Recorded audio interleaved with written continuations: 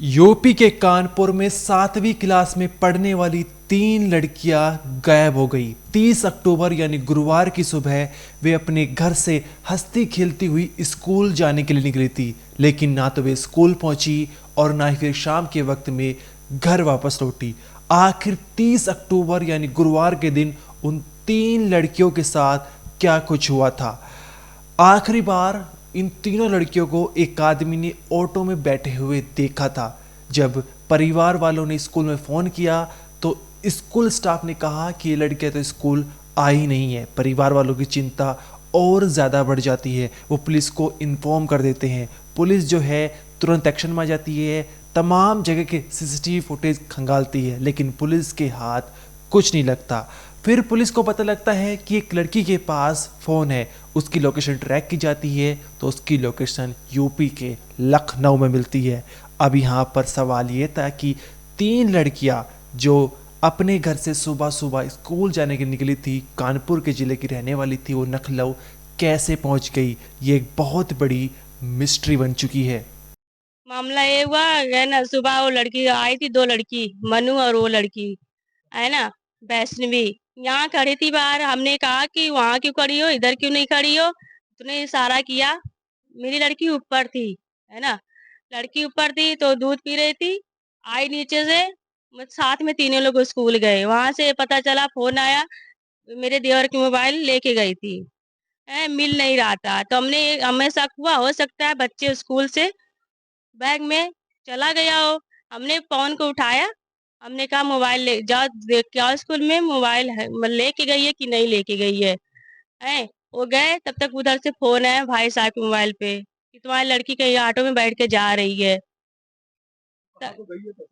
पता नहीं चला। पुलिस लोकेशन बता रहा है कि एक बार घंटाघर बता रहा था, अब लखनऊ की लोकेशन बता रही है। पंडित पंडित सुनहरा में। पंडित सुनना है। 11 साल की। कितनी बेटियां गई? 3। आपको बता दें, तीनों बच्चियां घर वापस लौट चुकी है अपने परिवारों के पास, लेकिन कैसे पुलिस ने इस केस को सॉल्व किया, कैसे बच्चों को ढूंढा, इसके पीछे की कहानी इस वीडियो में हम आपको बताएंगे। दरअसल ये तीनों लड़के जो है गुरुवार सुबह अपने घर से स्कूल जाने के लिए निकलती है और साथ ही एक लड़की जो है अपने चाचा का फ़ोन भी ले लेती है, जिसके ज़रिए पुलिस को ये पता चला था कि लड़कियों की लोकेशन लखनऊ में है। साथ ही जो इनके पास गुल्लक में पैसे थे उन सभी पैसों को भी ये ले लेती है और फिर स्कूल नहीं जाती, एक ऑटो में बैठ जाती है।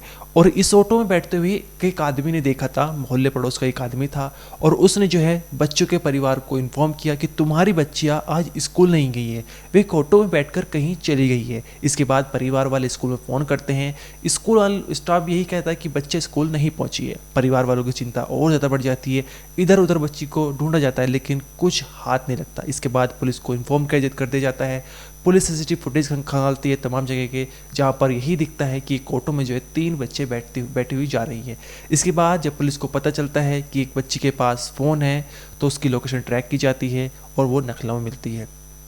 अब यहाँ पर जो है पुलिस ने जो लखनऊ की जीआरपी और आरपीएफ टीम को जो है वो सूचना कर देती, उनको अलर्ट कर देता कि 3 बच्चे हैं, उनके फ़ोटो भेज देते कि 3 बच्चा कानपुर से निकली है और अब इनकी लोकेशन लखनऊ में मिल रही है, और अगर कुछ भी पता चलता है तो इनको जो है वापस कर दी जाए।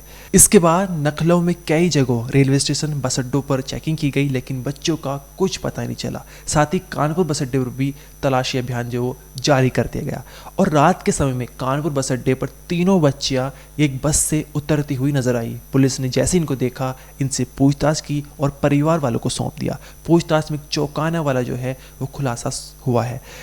बच्चों ने बताया कि ये जो तीनों हैं वो जम्मू कश्मीर में वैष्णो देवी के दर्शन करना चाहती थी और इसके लिए जो है ये अपने परिवार से बिना बताए घर से जो है लखनऊ के लिए निकली और फिर लखनऊ से जम्मू कश्मीर की बस जो है वो ट्रेन जो है पकड़ने वाली थी, लेकिन जम्मू कश्मीर जाने वाली ट्रेन जो है वो छूट गई थी, जिसके चलते इन्होंने जो है वहाँ से आलमबाग गई और वहाँ से बस के जरिए जो है कानपुर वापस लौट गई रात के समय में। अब ये बच्ची जो हैं वो परिवार वालों के पास लौट चुकी हैं। इनमें से 12 से 13 साल की इन तीनों बच्चों की उम्र है और 7वीं क्लास में ही पढ़ती हैं। लेकिन सबसे बड़ी कहानी ये है कि इन्होंने ना तो परिवार वालों को बताया और ना ही ये सोचा कि परिवार वालों पर क्या बीत रही है, कि वो कितने परेशान हो चुके होंगे। उन्होंने यहाँ तक कि पुलिस को इन्फॉर्म कर देता। पुलिस ने जो है वो नखलव की जीआरपीएफ और आरपी टीम को भी अलर्ट कर दिया गया था। बच्चों की जो है नादानी वो इतनी बड़ी जो है परिवार वालों के लिए परेशानी बन चुकी थी।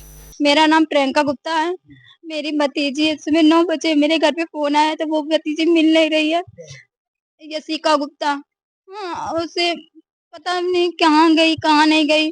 ये पता चला कि बैग में वो पैसे कपड़े लिए, पैसा लिए थोड़ा बहुत, बस।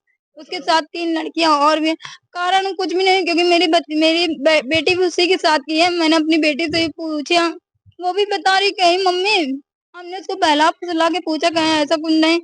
कह रही नहीं मम्मी, नहीं है, कुछ भी नहीं, बात-वूत नहीं करती थी। वो किट्टू दीदी कहाँ है, पता नहीं कहाँ गई, हमें नहीं मालूम है।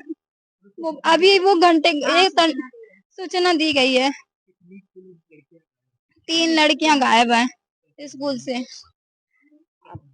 एक का नाम मनु है, एक का नाम वैष्णवी है, यशिका है इसका नाम। पैसे वो गुल्लक वाला लेके गई है। मेरी भतीजी है, हम अपनी भतीजी के बारे में केवल बोल सकते हैं, उसी के बारे में। वो केवल गुल्लक लेके गई है, उसमें 1000 रुपए होगा मुश्किल से बस केवल। क्यों नहीं पता, कुछ भी नहीं पता है।